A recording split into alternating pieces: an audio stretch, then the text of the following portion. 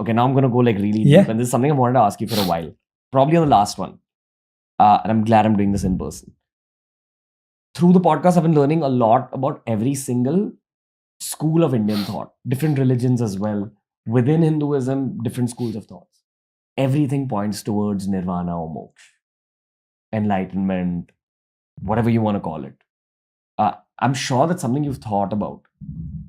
Parallelly, if you just take yourself out of your life right now and what you're doing with the world, we are taking ancient wisdom, all of which points to that same goal of the journey for your soul, it ends with nirvana. Mm. So when you go beyond this realm and you're not born back.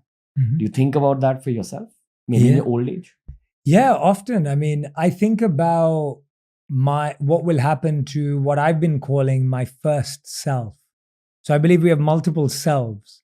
If you think about your current iteration, almost like how we have like Apple 2.0, Apple 3.0, 4.0, like, iPhone 14 we're on now, whatever it is, like that idea of, but there was once an original iPhone and there was once an original us, the original self, the first self.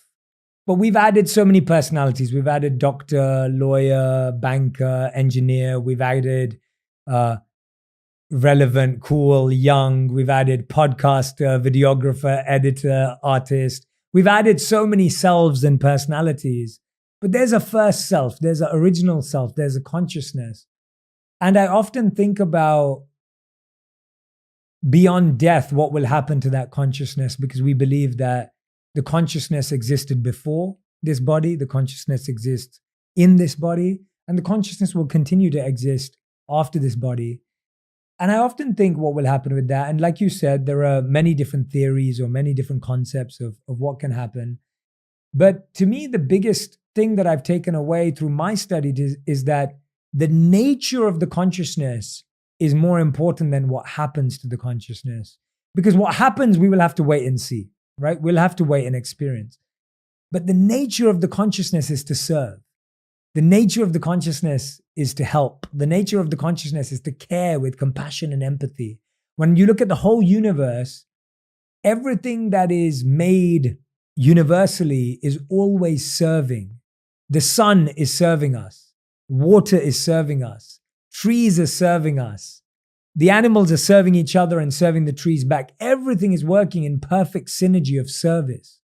And it's only when a human takes themselves out of that synergy where we become the problem, right? You think about some of the problems that exist on planet Earth today. It's all because we're not thinking about serving. We're thinking about controlling and owning and dominating. And so I think, to me, I try and lean in more closely to that mindset and practice that mindset of how can I connect with the service nature of the consciousness, because that is something I'm sure about. That's something I can be confident about.